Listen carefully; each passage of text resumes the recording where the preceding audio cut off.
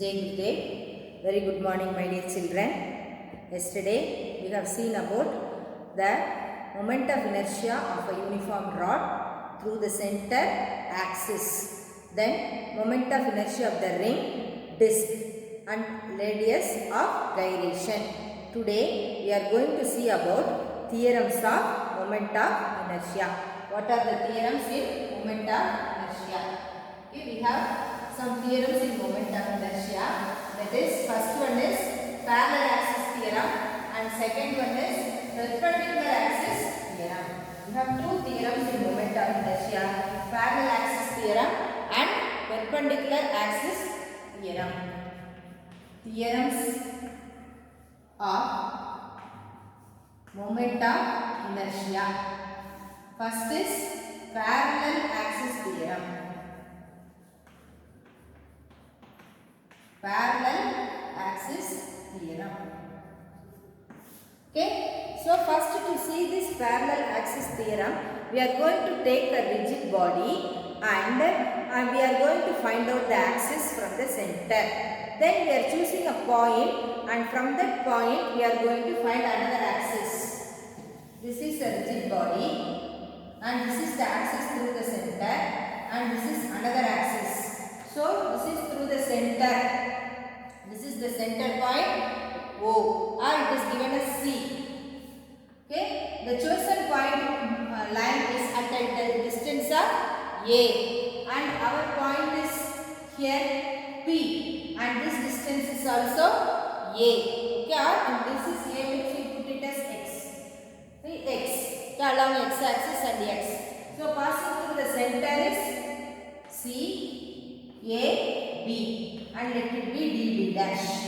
This is parallel to the axis passing through the center. Okay, this is parallel to the axis passing through the center, and it is given D, so you also make it as D. This is X.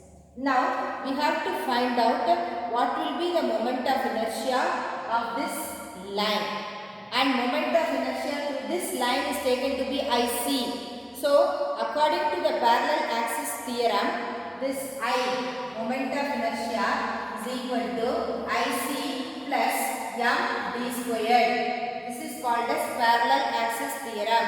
Moment of inertia of a line passing parallel to the center axis is equal to sum of, what is the sum? Moment of inertia of the line passing through the center and product of mass and square of the distance between them. Distance means perpendicular distance between them.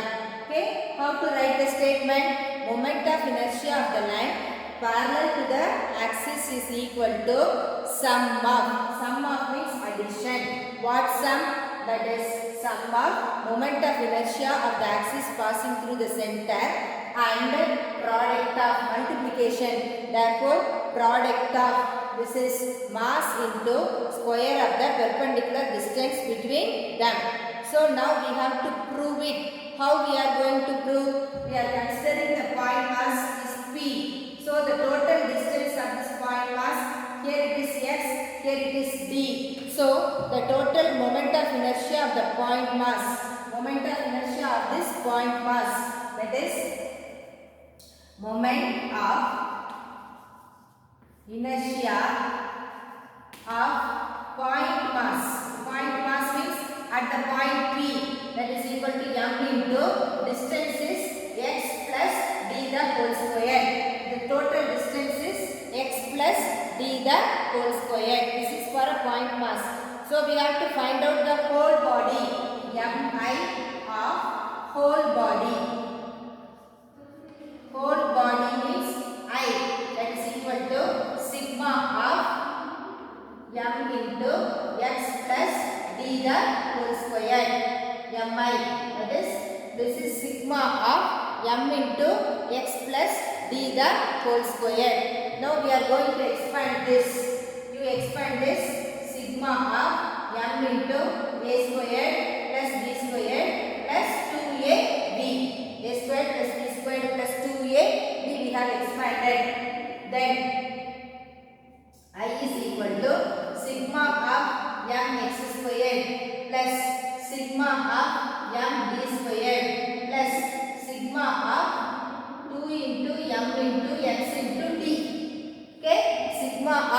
mx squared sigma of m d squared plus sigma of 2mx into d.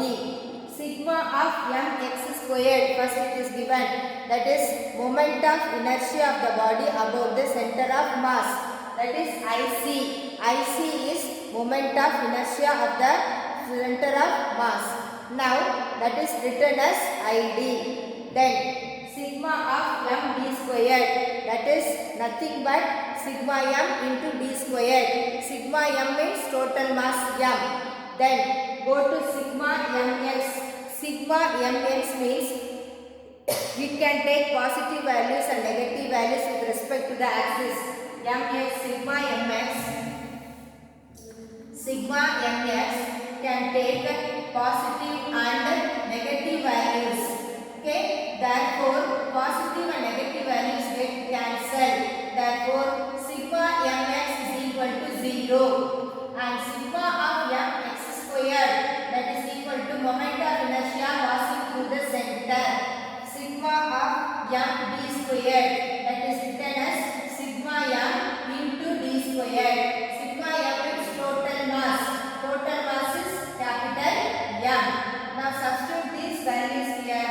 You get I is equal to IC plus m d squared. Okay. So this is the derivation for moment of inertia of object which is passing parallel to the center of the axis.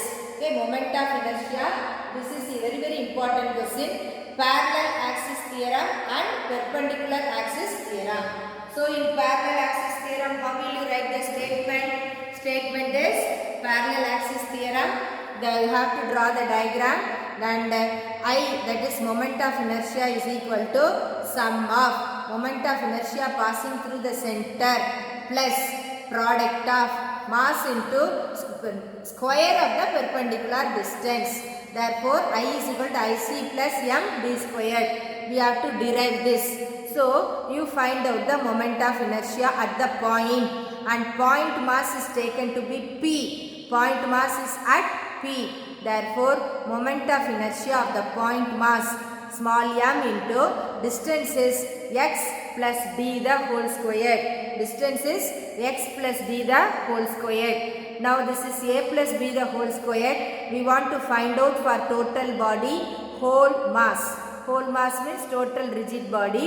So I is equal to sigma of m x plus d the whole square, or sigma of m into x plus d the whole square can be written as x squared plus d squared plus 2x into d. Then expand sigma m for every term. Sigma m x squared plus sigma m d squared plus sigma 2m x d. Mx is m into x, that point mass is going positive and negative both the sides. So this total gets cancelled. Sigma will become 0. Therefore sigma mx 0. Therefore sigma 2m xt becomes 0. Sigma mx squared means it is the line passing through the center, and therefore this is moment of inertia passing through the center of the axis, that is IC. Sigma mx squared is equal to IC, and sigma m d squared means that is nothing but that sigma m into d squared. Sigma m means m is the point mass. Sigma m means total mass. Total mass of the rigid body is capital M. Therefore m into d square. அப்போ இந்த parallel axis theorem வந்து very important question. கொஞ்சம் கவனமாக படிச்சுக்கோ. 4 point தான் இருக்குது, படிச்சிடலாம். 5 மார்க்கில் parallel or perpendicular axis theorem அடிக்கடி கேட்பாங்க. ஓகே, அப்போ parallel axis theoremனு கேட்டால் டயக்ராம் வரையணும், ஸ்டேட்மெண்ட் எழுதணும், அந்த 4 ஸ்டெப் டெரிவேஷன் எழுதிட்டு I is equal to IC plus MD squared derive பண்ணிடணும். Okay, parallel axis theorem very important question. அதுக்கு அடுத்தது நம்மளுக்கு பார்க்க போகிறது perpendicular axis theorem. இப்போ parallel axis theorem மாதிரியே perpendicular axis theorem ஒரு important question. அதை பார்ப்போம் அடுத்து. perpendicular axis theorem. Next is perpendicular axis theorem.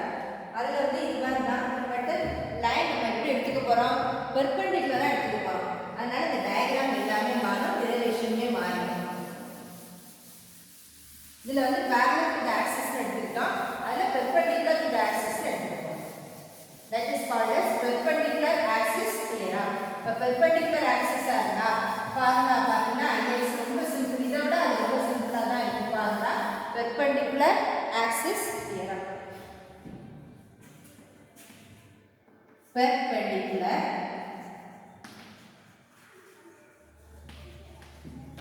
axis theorem.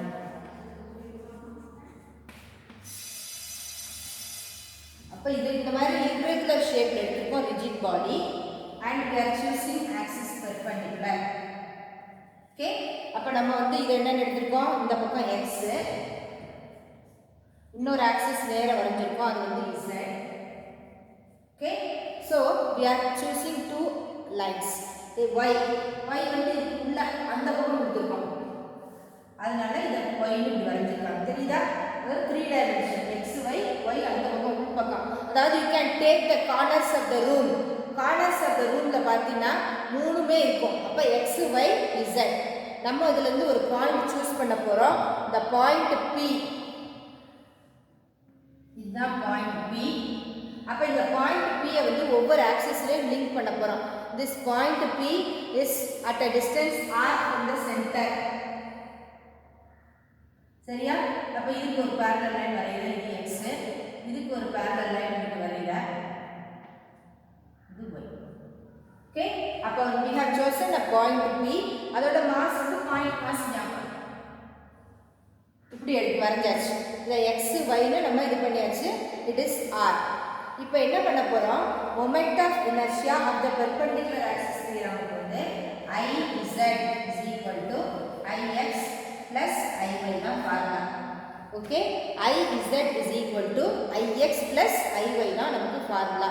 அப்ப எப்படி statement எழுதுவா, moment of inertia of the plane laminar body and axis perpendicular to each other is equal to sum of moment of inertia of the other two perpendicular axes. Okay, plane of the body such that all the three axes are mutually perpendicular to each other. mutually இதல பாக்கும்போது ஒரு 2 dimensional perpendicular மாதிரி feel பண்ண மாட்டே. நீ உன்னோட ரூமோட கார்னரை பாத்தீனா தெரியும், மூலையில மூணு லைன் இருக்கு, அந்த மூணு லைனும் mutually perpendicular to each other. அந்த டயகிராம் தான் இது. ஓகே, இப்போ நம்ம இதுல வந்து r2 கண்டுபிடிக்க போறோம். இங்க r2 எப்படி எழுதலாம், இது வந்து r2 x2 plus y2. அப்ப இந்த லைன்ல பாத்தீங்கன்னா நம்ம ஜாயின் பண்ணிட்டோம், r வேணும். r வந்து எப்படி இருக்கும், நம்ம ட்ரையாங்கிள்ல r2 is equal to x2 plus y2. அப்ப இதுக்கு சம்மேஷன் எடுக்க போறோம். here r2 is equal to x2 plus y2. சரியா? r2 is equal to x2 plus y2. நம்ம இது எல்லாத்துக்கும் சம்மேஷன் எடுக்க போறோம். r வந்து distance along y axis, நால sigma m into r2 is equal to sigma m into x2. sigma m ஆல அப்படியே மல்டிப்ளை பண்ணிட்டோம். சரியா? அப்ப sigma m into r2 அப்படினா that is the moment of inertia along z axis. z axisல தான் இருக்கு, அதனால that is the moment of inertia along z axis. அடுத்து sigma of m x2 என்னன்னு பார்க்க போறோம். x2 வந்து எங்க இருக்கு, y axisல தான் இருக்கு, அதனால sigma of m x2 is nothing but moment of inertia along y axis. அதே மாதிரி sigma m y2 இங்க இருக்கு, அது என்ன இருக்கு, x axisல இருக்கு, அதனால Ix. இப்போ இது எல்லாத்தையும் நீங்க சப்ஸ்டிட்யூட் பண்ண Iz is equal to Iy plus Ix. This is called as perpendicular axis theorem. The perpendicular axis theoremல derivation very simple தான். அப்ப diagram வரைஞ்சிட்டு mutually perpendicular to each other. We are choosing a point P, that is a point mass m. It is at a distance r. அப்ப x axisல இதோட distance y, y axisல அத நம்ம join பண்றோம், x ன்னு கிடைச்சிருக்கு. அப்ப r2 is equal to x2 plus y2. multiply by sigma m throughout. அப்ப sigma m போட்டாச்சு. sigma m into r squared வந்து z axis, அதனால ix. sigma m into x squared y axis iy. sigma m into y squared வந்து ix. எல்லாத்தையும் substitute பண்ணினா Iz is equal to iy plus ix கிடைச்சிருக்கு. Okay, this is called as perpendicular axis theorem. இப்போ perpendicular axis theorem very important question, கட்டாயமா படிக்கணும். அடுத்து take page 241. 241ல ஒரு problem இருக்கு, அதை ஒர்க் அவுட் பண்ணிடுவோம். find the moment of inertia of a disc. டிஸ்க்னு சொல்லிட்டாங்க. அதுக்கு ரேடியஸ் வந்து 50 சென்டிமீட்டரா, மாஸ் வந்து 3 kilogram. Okay, you have to find out the moment of inertia of the disc. Radius is 3 kilogram and radius is 50 centimetre. அதில் conditions கொடுத்துருக்காங்க. axis is passing through the center, axis is touching the edge, axis is passing through the center and lying plane parallel. இப்போ 3 condition இருக்கு. ஒவ்வொன்றுக்குமே தனித்தனி formula உங்களுக்கு தெரியலன்னா டேபிளில் பார்த்து நீ படிச்சுக்கலாம். டேபிள் இருக்குல்ல, இந்த டேபிளில் எல்லா ஃபார்முலாவும் இருக்கு. இந்த டேபிளை வச்சு நீ படிச்சுக்கலாம். புக்கில் ஒர்க் அவுட் பண்ண எல்லா ஃபார்முலாவும் நீங்கள் டிக் பண்ணி வச்சு அதை பூரா படிச்சிரு.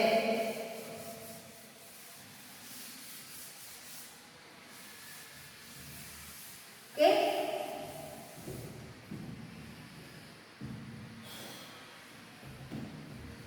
எக்ஸாம்பிள்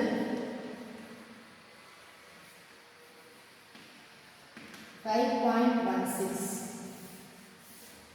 இதில் என்ன கொடுத்துருக்காங்க, ஃபர்ஸ்ட் கொடுத்ததெல்லாம் எழுதுவோம். Mass m is equal to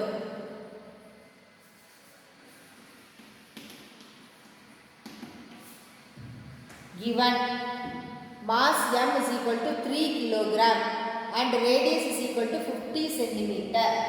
இப்போ mass m is equal to 3 kilogram and radius is equal to 50 centimeter மீட்டர்ல மாத்து. 50 into 10 power minus 2 meter. Okay, first condition என்ன சொல்லிருக்காங்க, find the moment of inertia of the axis passing through the center and perpendicular. Center and perpendicular னா எப்படி? Okay, இந்த radius தான் r. அப்ப இதுக்கு moment of inertia என்ன? I is equal to, okay, formulas எல்லாம் புக்க பார்த்து படிச்சுக்க. 1/2 mr square formula தெரிஞ்சா டைரக்டா சப்ஸ்டிட்யூட் பண்ணிடலாம்.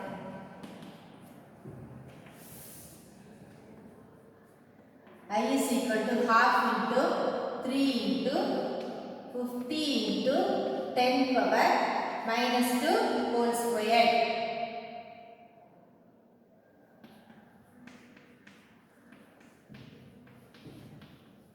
To 50 into 10 power minus 4. இது எல்லாத்தையும் மல்டிப்ளை பண்ணிடுறேன். மல்டிப்ளை பண்ணால் என்ன கிடைக்குது? Unit kilogram metre square. மாஸோட யூனிட் கிலோகிராம், இதோட unit metre square. 0.375 kilogram metre per kilogram metre square.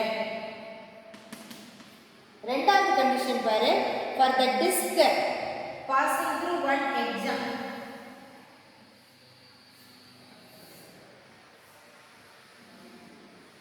the radius r. அப்ப சென்டர், ஆனா இங்க எப்படி இருக்கு, இந்த எட்ஜ் தான் சொல்லிருக்காங்க. இதோட மாஸ் வந்து m. அப்ப இதுக்கு என்ன formula? we have to use parallel axis theorem.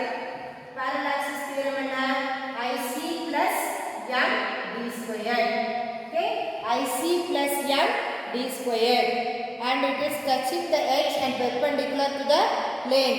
ic க்கு என்ன formula? ic is equal to half m r squared. Okay, ic ஓட formula half m r squared.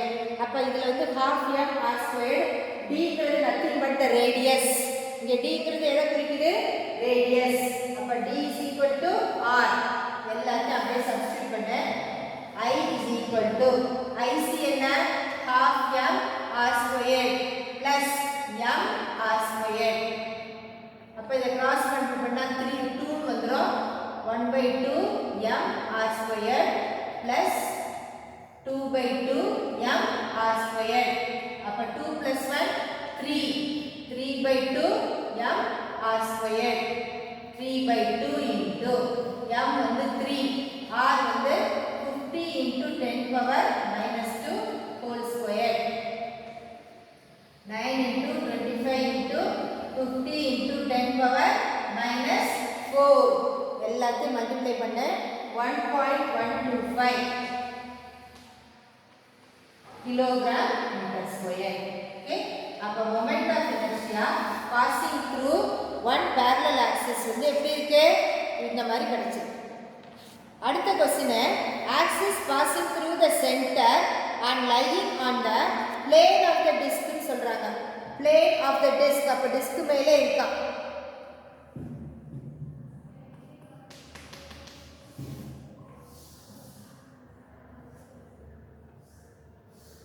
இந்த மாதிரி இருக்கா. அப்ப this is equal to that of perpendicular axis theorem. இது எப்படி இருக்கு lying on the plane of the disc அப்படினு சொன்னா it is equal to that of perpendicular axis theorem. இது D equal to R. Okay, இது ஒரு perpendicular axis theorem மாதிரியே இருக்கு. அப்ப இதுக்கு என்ன formula? IZ is equal to IY plus IX. IZ is equal to IY plus IX ன்னு போடணும். ஆனா இங்க IZ um IY um equal to I.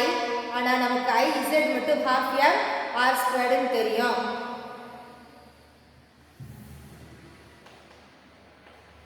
IZ is equal to half m r squared. IY is equal to IX. இது ரெண்டுமே equal 2i ன்னு போட்டுக்கலாம். ரெண்டுமே ஈக்குவலா இருக்கனால என்னன்னு சொல்றாங்க 2i ன்னு போட்டுக்கிறோம். அப்ப 2i ன்னு போட்டாச்சுனா இப்போ IZ என்ன ஆச்சு 2 into half into m r squared plus half into m r squared. Okay, அப்ப இங்கே திரும்பவும் என்னதான் கிடைக்குது நமக்கு half plus half 2 into I ன்னு போட்டாச்சு. அதுக்கு அப்புறம் I is equal to half into IZ. அத இந்த பக்கம் ரிவர்ஸ்ல கொண்டு வருவோம். ரிவர்ஸ்ல கொண்டுவா IZ வந்து நமக்கு என்ன கிடைச்சிருக்குன்னு பாரு. IZ is equal to half into mr squared.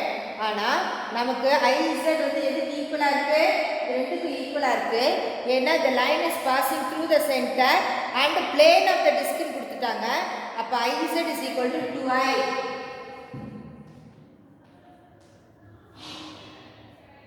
அப்ப I தான் நமக்கு வேணும் half into IZ. அப்ப half into m r squared.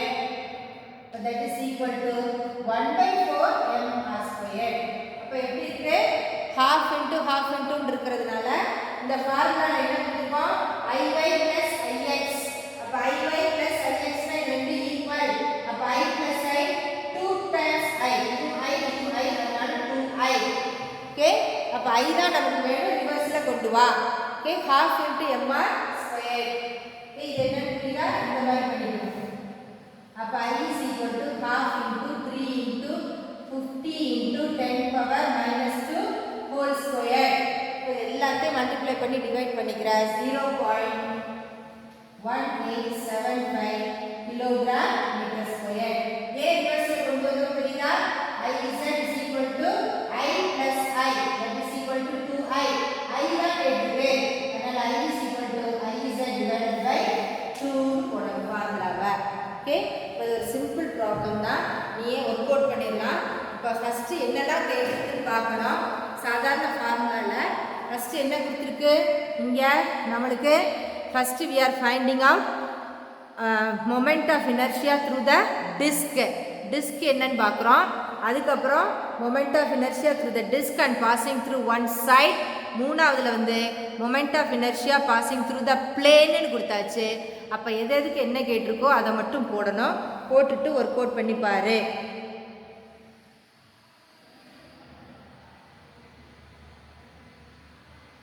உனக்கு ப்ராப்ளம் நோட் புக் போட்டு ப்ராப்ளம்ஸ்லாம் நோட் புக்கில் கொஞ்சம் சிரமத்தை பக்கம் work out பண்ணிவிடு.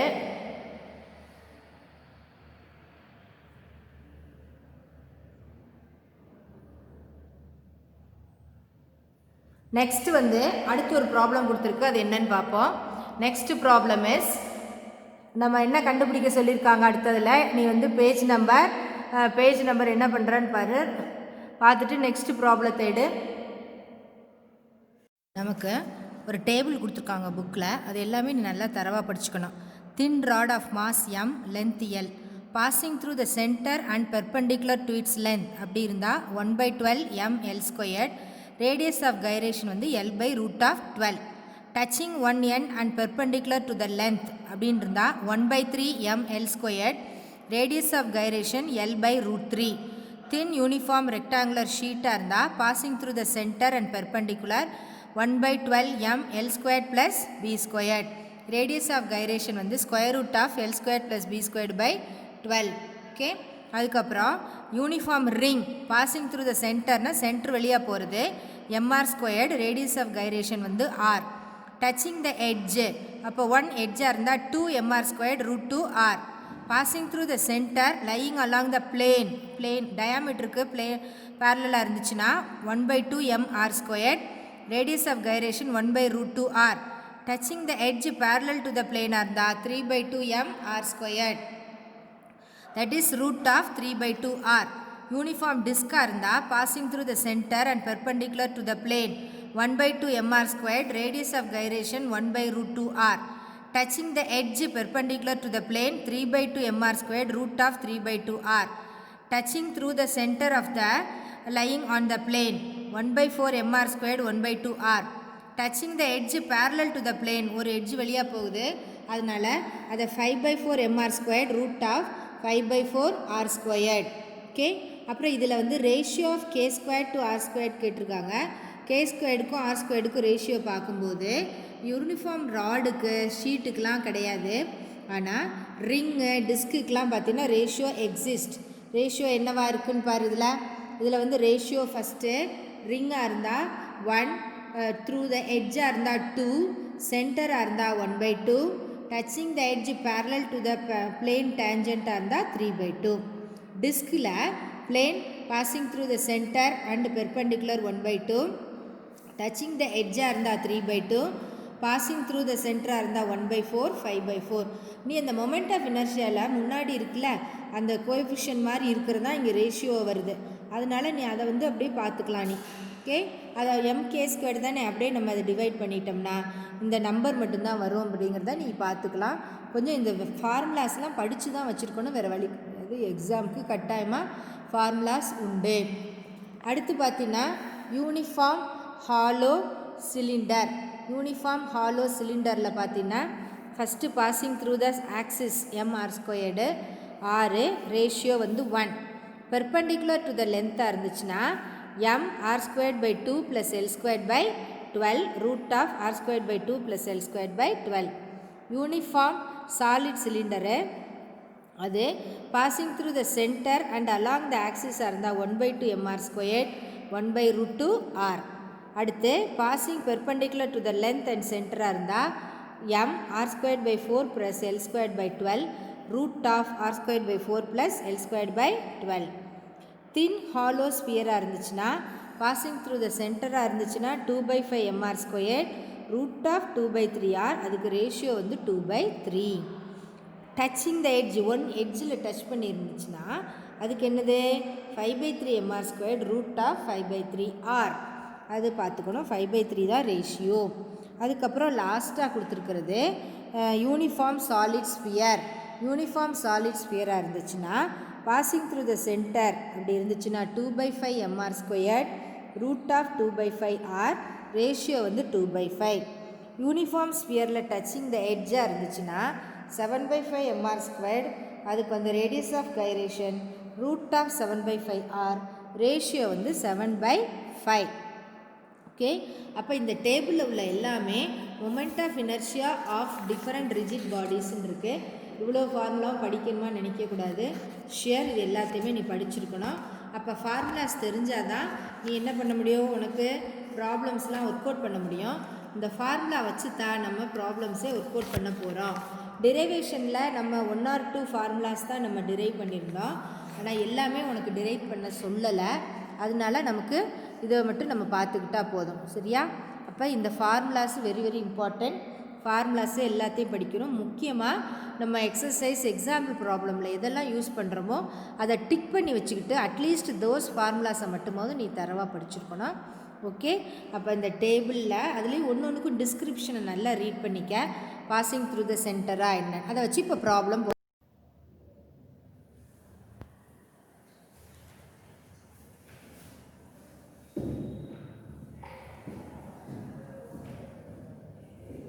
Example 5.17. Find the moment of inertia about the geometric center of the given structure. ஒரு ஸ்ட்ரக்சர் கொடுத்துட்டாங்க, அதில் வந்து மொமெண்ட் ஆஃப் இனர்ஷியாவை கால்குலேட் பண்ண சொல்லியிருக்காங்க. அப்போ இந்த ஜியாமெட்ரிக் ஸ்ட்ரக்சரில் மாஸ் 3 கிலோகிராம், லென்த் வந்து 18 கொடுத்தாச்சு. அப்போ moment of inertia of the rod 1/2 ml² முதல்ல போடணும். ஃபஸ்ட்டு படத்தை வரைஞ்சிடுவோம்.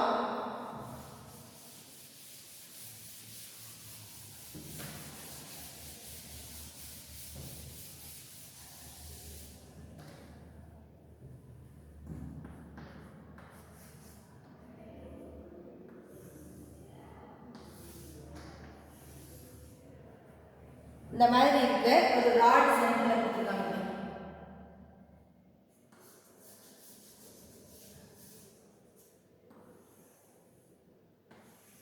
இதுல வந்து we have to find out the moment of inertia to the center. அப்ப இது ஒரு 40 சென்டிமீட்டர், இது ஒரு 40 சென்டிமீட்டர்னு கொடுத்தாச்சு. மாஸ் என்ன கொடுத்துருக்கு?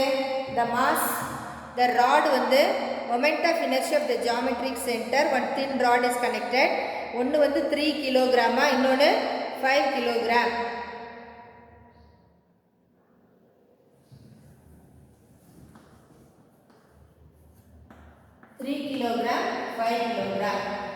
அதுக்கப்புறம் என்ன கொடுத்துருக்காங்கன்னு பாரு.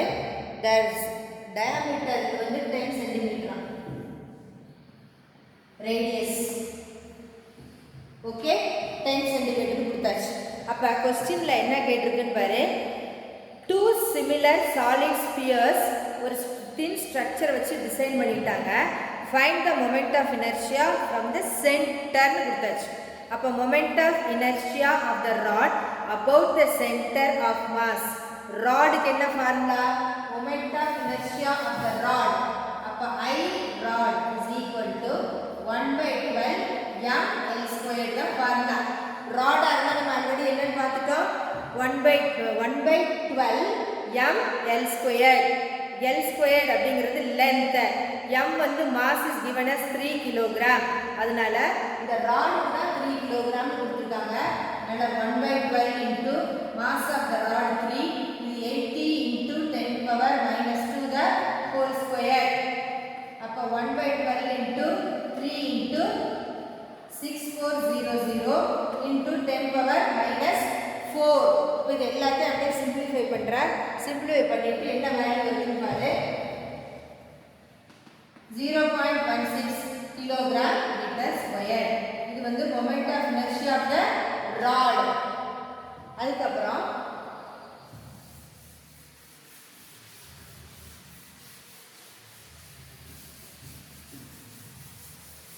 நெக்ஸ்ட் என்ன பண்ண போறோம் பாரு.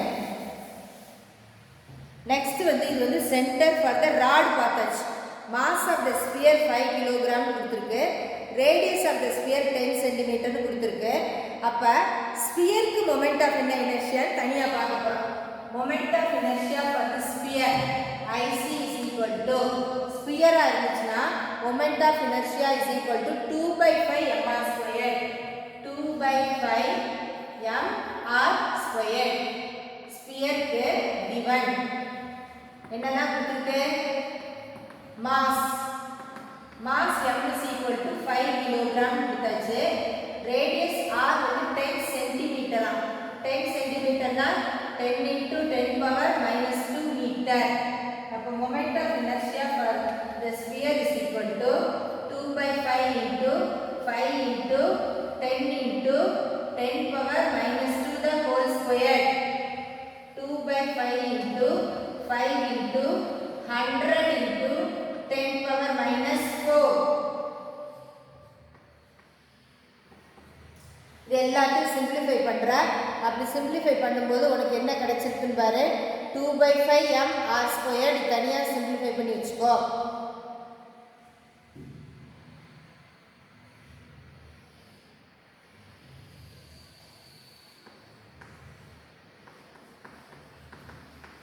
Kilogram metre square.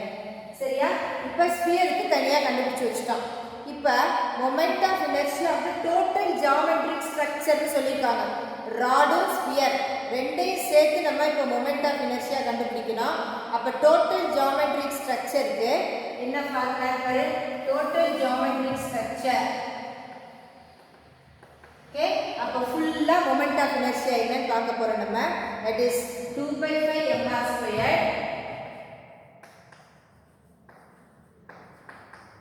plus md².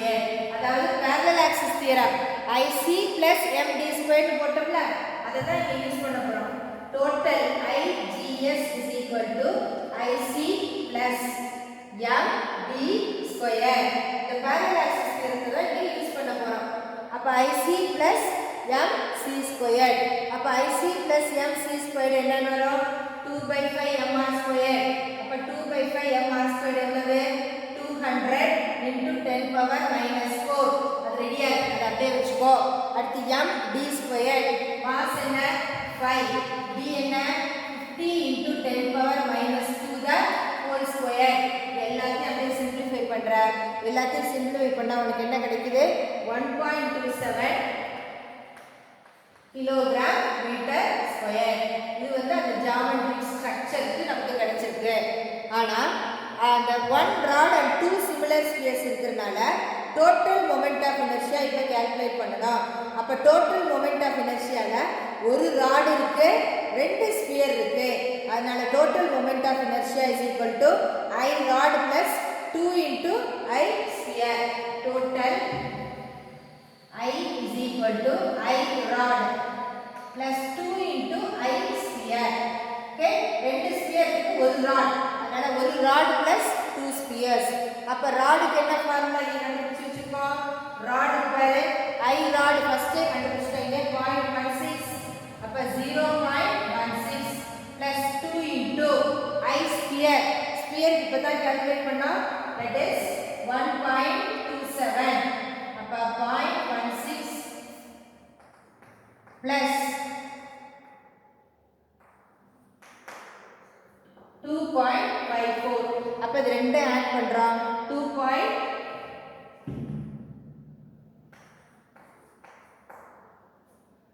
total I is equal to 2.7 kilogram meter square. Okay, அப்ப இது ஒரு ப்ராப்ளம். இதை நீ ஒர்க் அவுட் பண்ணி பார்த்துக்கணும். இதுல வந்து மூணு கண்டிஷன் இருக்கு பாருங்க. இந்த வந்து ராடுக்கு ஃபர்ஸ்ட் கண்டுபிடிக்கணும், ஸ்பியருக்கு தனியா கண்டுபிடிக்கணும், அப்புறம் ராடு ரெண்டு ஸ்பியரையும் போட்டு டோட்டல் பார்க்கணும். ராடுக்கு என்ன ஃபார்முலா? 1/12 ml². மாஸ் எல்ல சப்ஸ்டிட்யூட் பண்ணி தனியா கால்குலேட் பண்றேன். ஸ்பியருக்கு 2/5 mr² டேபிள்ல பார்த்தா நீ படிச்சுக்கணும். 2/5 mr² போட்டு ஸ்பியரை தனியா கண்டுபிடிச்சுக்கற. அதுக்கு அப்புறம் கம்பைன்ட் ஸ்பியர் அண்ட் ராட், அதுக்கு என்னன்னு பார்த்து GSனா கம்பைன்ட் ஜியோமெட்ரிக்கல் ஸ்ட்ரக்சருக்கு பார்க்கற. அதுக்கு அப்புறம் டோட்டல் வேணும் நமக்கு, அதனால ரெண்டையும் நம்ம அப்படியே ஆட் பண்ணிக்கிறோம். ஓகே, அப்ப டோட்டல் வேணுங்கிறனால இதையும் அதே ஆட் பண்ணிக்கும் போது உனக்கு total value you are getting it as I rod plus 2 into I sphere. Okay, அதை பார்த்துக்கணும்னே. சரியா? அப்போ இந்த ப்ராப்ளம் நல்லா ரீட் பண்ணிக்கணும். ரெண்டு ஸ்பியர் இருக்கு, ஒரு ராட் இருக்கு. தனித்தனியாக இதுக்கு மாசு, இதுக்கு டயாமீட்டர், லென்த் எல்லாம் கொடுத்துருக்காங்க. ராடுக்கு த்ரூ த சென்டருங்கிறதுனால 1/12 ml² சப்ஸ்டியூட் பண்ணி போட்டுறேன். ஸ்பியருக்கு 2/5 mr², அதே சப்ஸ்டியூட் பண்ணி போட்டுறேன். ஜியோமெட்ரிக் ஸ்ட்ரக்சருக்கு parallel axis தியரத்தை தான் யூஸ் பண்ணணும் சென்டர்ல இருந்து. அதனால IC plus md². IC plus md² என்னன்னு பார்க்குறேன். அப்புறம் IGS is equal to 2/5 mr² plus md². அப்போ 2/5 mr² ஆல்ரெடி கண்டுபிடிச்சி வச்சிருக்கிறதுனால அதை சப்ஸ்டியூட் பண்ணிட்டோம். சப்ஸ்டியூட் பண்ணுறேன். டோட்டல் வேணும்னா ஒரு ராடு ப்ளஸ் 2 ஸ்பியர்ஸ். அதனால் டோட்டலுக்கு 1 ராட் ப்ளஸ் 2 ஸ்பியர்ஸ் ரெண்டையும் நீ கால்குலேட் பண்ணி you have to find out moment of inertia mr². அதனால யூனிட் வந்து கிலோகிராம் மீட்டர் ஸ்கொயர். அதை மறந்துடக்கூடாது. கிலோகிராம் மீட்டர் ஸ்கொயர் தான் மொமெண்ட் ஆஃப் இனர்ஷியாவுக்கு ஃபார்முலா. அதை போடணும். அதனால கிலோகிராம் மீட்டர் ஸ்கொயர் தான் மொமெண்ட் ஆஃப் இனர்ஷியாவுக்கு யூனிட். மறந்துடாமல் யூனிட்டை கட்டாயமாக போடணும். யூனிட்டே ஒர்க் அவுட் பண்ணி பார்த்து போட்டுறேன். ஓகே, இது ஒரு பெரிய ப்ராப்ளம் தான். ஆனால் இந்த மாதிரி காம்ப்ளிகேட்டட் அதிகம் கேட்குறது இல்லை. பட் ஸ்டில் ஸ்பியரு ராடெல்லாம் தனித்தனியாக உனக்கு கேட்குறதுக்கு வாய்ப்பு இருக்குது. அதை பார்த்துக்கோ. ஓகே, நோட்டு போட்டு கொஞ்சம் எழுதி வச்சுக்கோங்கடா.